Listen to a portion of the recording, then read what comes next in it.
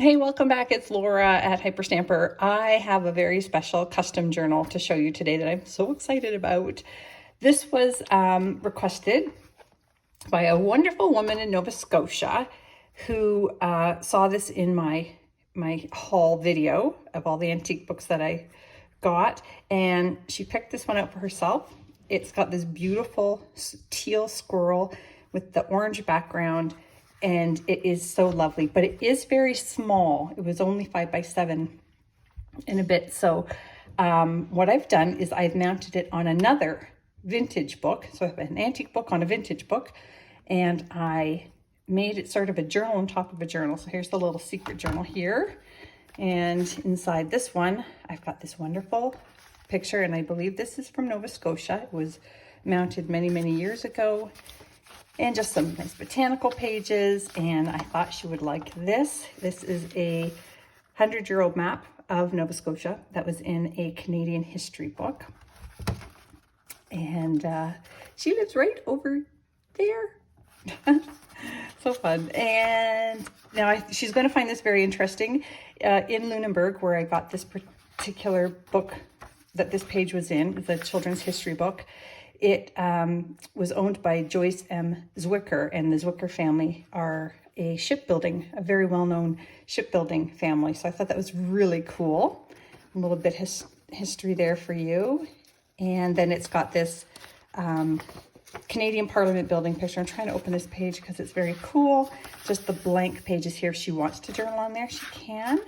And then she's a lover of dogs. So I got that from a dog storybook. And then back here is a postcard from Northern Ontario where she used to summer camp.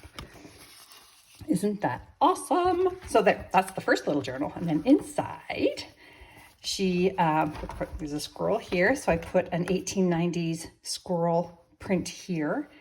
And that's the original book owner's plate. Somebody along the line Sharpied out the name, which is unfortunate, but you can cover that with lace. This is the original book here from 1949, Benchley or Else. And you can see that there. But I used this orange book because it matched the orange there. I just thought it was lovely. And some beautiful children's book pages. This is from a giant antique book called The English Garden. I just love that page. Now this, she's going to love. She has a Kodak brownie, she told me in an email. And she said, if you ever come across an advertisement for a brownie, let me know.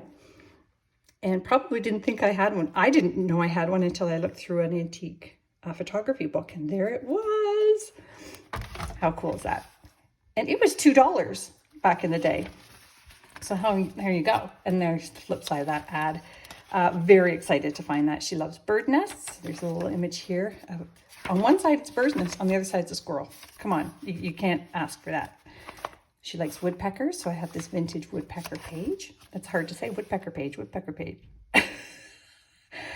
I was up late. Okay, another Canadian history book here, and the Flowers of Canada. That's sweet. Now this one, I think will blow her mind because this is another page from a photography book. She likes antique and vintage photography. It's a photograph of a squirrel using this camera. Seriously. I was really lucky with the squirrels and camera bits. This is an important date to her, so from the Paris Almanac. We've got that in here. A little beautiful poem by Longfellow. She likes poetry about nature. Another full bird page, antique page here from, it's actually from 1915, and we've got birds and their nests, which she loves on both sides there.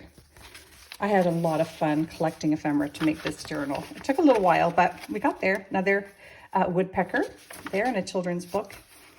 Just a little mini book there that I added, and this is kind of cool. So this one is, if you open it this way, we've got two pockets here. I've got a poem, a nature poem by John Keats, just an antique blank page from this vintage book that I made this journal out of. And if you open it again, don't forget to open it again, inside are the silhouettes of all the dogs, and here is a hound here. She likes hounds. Is that neat? Okay, there's so much. That's the flip side of the camera page. Another woodpecker children's book page, and vintage 1950s theater arts, and a crochet, a children's book page here from the 30s, 1955. I put in these pressed flowers, and I just thought they were really, really beautiful. So that goes there. Another postcard here, and that one is from Ottawa. And that is the Chateau Laurier from 1926. And another vintage woodpecker image I got. And this is the Brief History of Canada from 1909. That's fun. So I made just this little pocket, hidden pocket here out of that. There we go.